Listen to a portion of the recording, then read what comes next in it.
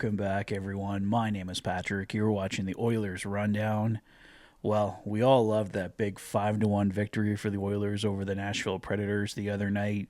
Leon Draisaitl, the mayor of Nashville, continuing his dominance, picking up 2 goals and an assist.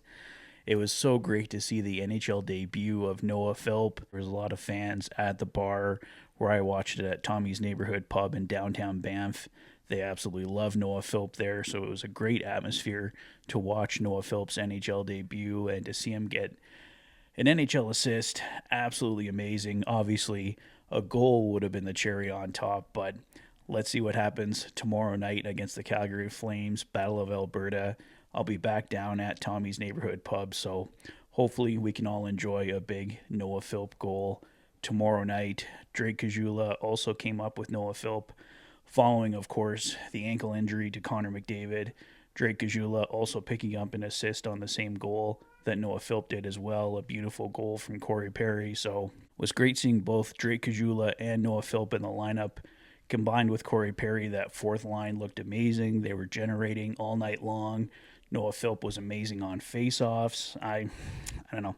I don't think this guy's going anywhere. I think he's up with the Edmonton Oilers to stay.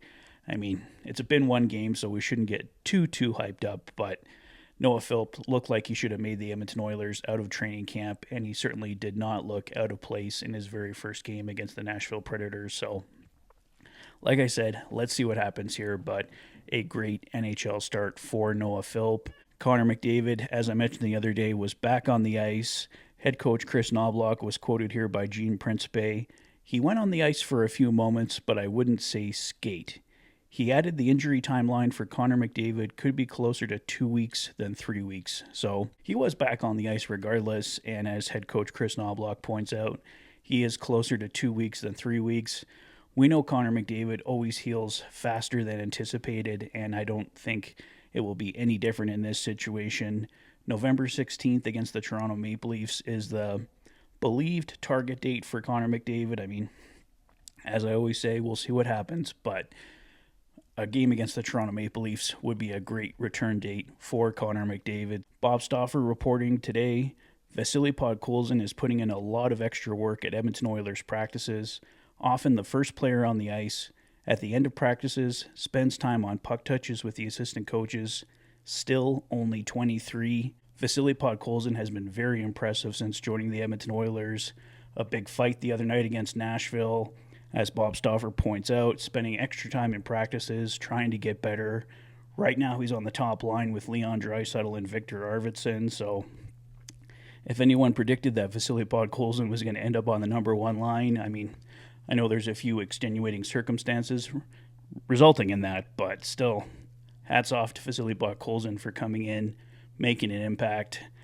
I put out a prediction for what the Oilers lineup could look like come playoff time, come following the trade deadline on my community tab, and I predicted that possibly Vasily Podkolzin could be moved out because he's potentially the easiest player to move, but with the impact that Podkolzin has made, a lot of people comparing him to Klim Kostin, but I don't think Klim Kostin was ever on the number 1 line, so Podkolzin doing even better, but Podkolzin adds a lot of what made Klim Kostin a fan favorite here in town, so loving what we see so far, and the purpose of that community tab note is trying to determine what the Edmonton Oilers do on that left side once Evander Kane is ready to come back in January or February was our latest report from insider Kevin Weeks, so I predicted it was Podkolzin going out just because he was potentially the easiest to move, signed for this year and next at just $1 million, so pretty much you could move that contract, but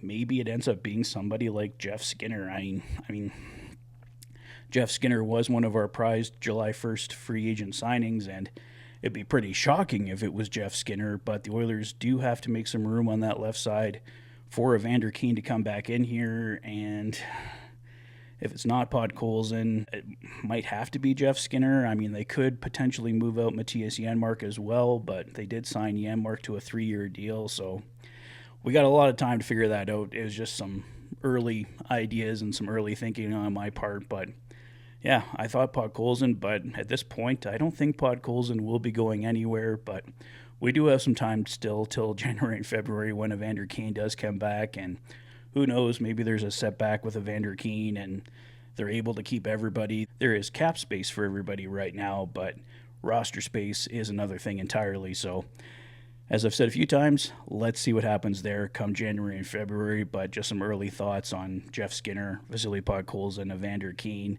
Jeff Skinner hasn't entirely worked out so far, but we're 11 games into the season, so lots of time for Jeff Skinner to get things going here, and we could all have completely different viewpoints and ideas come January and February. An Oilers prospect had a very big night last night for the Barrie Colts. Bo Akey, who has battled injuries but is back on the ice with Barrie, had a casual 4-point night with 1 goal and 3 assists. It's a career high for him. Congrats to Bo Akey. He's a right shot D. I think definitely in the Oilers' future. So hopefully Bo Akey can continue to improve, and hopefully at next year's training camp he can get into some games. He unfortunately couldn't get in any game action for the Oilers in training camp or preseason. So hopefully next year's training camp can be a training camp of progress for Bo Akey. And last night in his Bakersfield Condors debut, Roby Arventi picking up 2 assists, 4 shots. He was a +2 overall. A great debut. He's a player that the Oilers obviously will be watching closely. He came to the Oilers in the Xavier Bourgault deal with the Ottawa Senators, so a big prospect here for the Edmonton Oilers that they will be looking to make an impact here with in the next few seasons. I think that's all the latest, guys. I'm not expecting anything big with the lineup going into the Calgary Flames game tomorrow night. We may see Travis Dermott come out, Troy Stecher go back in. Does Calvin Pickard get a second consecutive start? He was excellent against Nashville. Definitely earned it. So let's see what happens. We should learn more about the lineup tomorrow morning. That's all from me for now, guys. Let me know your thoughts on everything in the comment section below. If this is your first visit to the channel and you like what you see, please consider liking and subscribing for all the latest Oilers content. You've been watching the Oilers Fanatic. Thanks for being a fan.